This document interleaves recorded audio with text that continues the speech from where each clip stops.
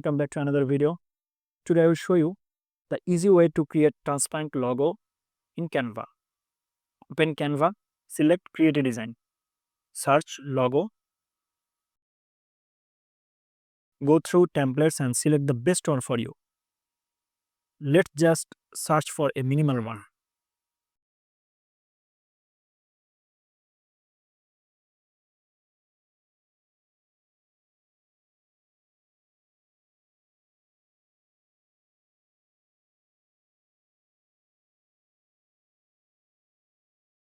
Now add text elements or whatever you want to add. If it is completed, then go for the download. Click on share. Make sure it is in PNG format and the transparent option must be selected. Finally, press the download.